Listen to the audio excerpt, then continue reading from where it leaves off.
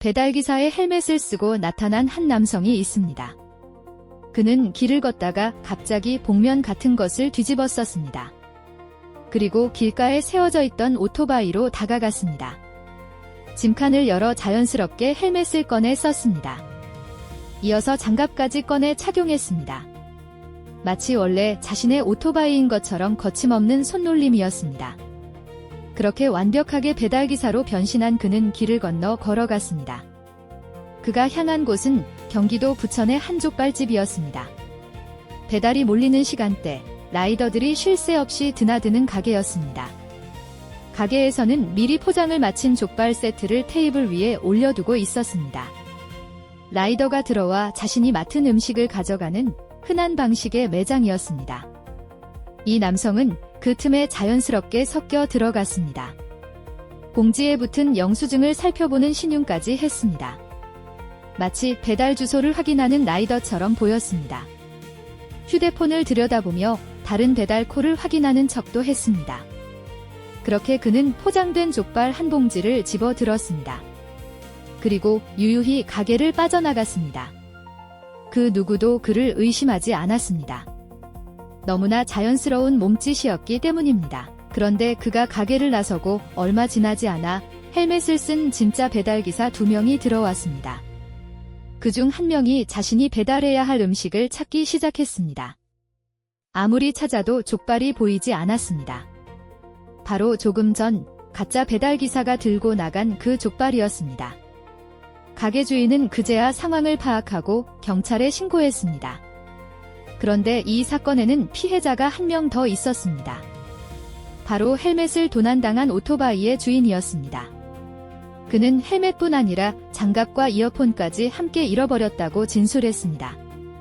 피해 금액을 모두 합하면 70만 원에 이르는 규모였습니다. 족발 한 봉지의 가격 44,000원과 비교하면 훨씬 큰 손해였습니다. 족발집 사장님과 오토바이 주인은 함께 경찰서를 찾아 피해 진술서를 작성했습니다. 두 사람은 서로의 처지를 안타까워하며 위로를 건넸습니다. 오토바이 주인은 헬멧과 이어폰까지 잃어버렸다며 속상함을 감추지 못했습니다. 족발집 사장님은 그런 그를 오히려 더 큰 피해자라고 여기며 다독였습니다. 누구도 이 상황의 진실을 짐작하지 못했습니다. 사건은 그렇게 일단락되는 듯 보였습니다. 하지만 수사팀은 CCTV 영상을 여러 차례 되돌려보기 시작했습니다. 일반적으로 낯선 오토바이에서 물건을 꺼낼 때는 잠깐이라도 살피는 동작이 나오기 마련입니다. 처음 보는 짐칸이라면 안에 무엇이 들었는지 확인하는 시간이 필요하기 때문입니다. 그런데 영상 속 남성은 오토바이에 다가가자마자 망설임 없이 짐칸을 열었습니다. 손이 정확히 헬멧이 있는 위치로 향했습니다. 마치 수백 번 반복한 동작처럼 자연스러웠습니다. 이 사소해 보이는 부자연스러움이 수사팀의 시선을 붙잡았습니다. 수사팀은 절도범의 이동 동선을 하나씩 되짚기 시작했습니다. 그는 족발을 든 채 인근의 한 고시원으로 들어갔습니다. 그런데 그 고시원 앞에는 낯익은 오토바이 한 대가 세워져 있었습니다. 바로 헬멧을 도난당했다고 신고했던 그 오토바이였습니다. 수사팀은 오토바이 주인의 신원 조회를 진행했습니다.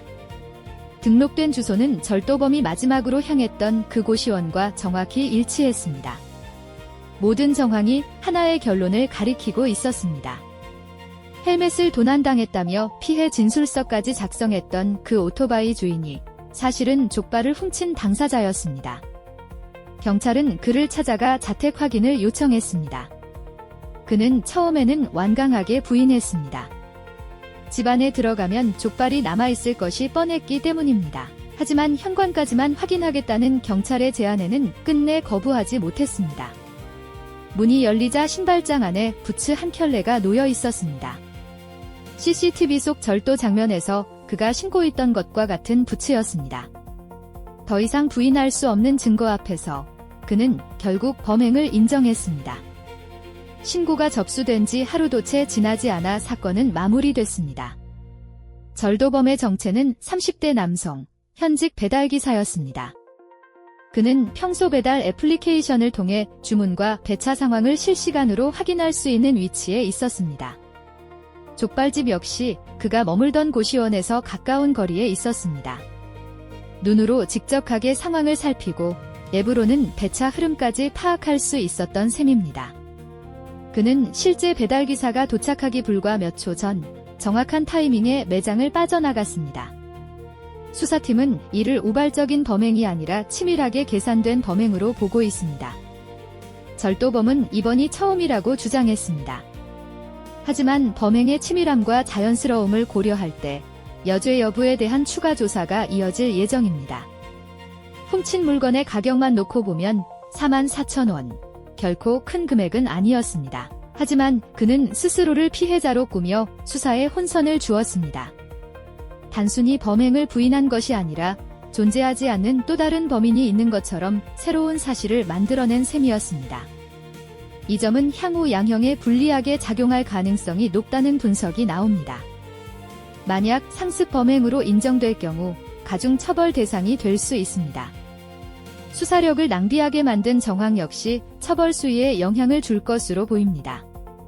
한편 족발집 사장님은 음식값만 받을 수 있다면 합의할 뜻이 있다고 밝혔습니다. 합의가 이루어질 경우 형량에도 영향을 미칠 것으로 보입니다. 한 봉지의 족발에서 시작된 이 사건은 치밀한 위장과 거짓 진술로 점점 판이 커졌습니다. 하지만 결국 진실을 밝혀낸 것은 CCTV 속 아주 사소한 손동작 하나였습니다. 너무 자연스러웠던 그 순간이 오히려 가장 확실한 증거가 된 셈입니다. 이 영상이 마음에 드셨다면 구독과 좋아요 부탁드립니다. 시청해주셔서 감사합니다.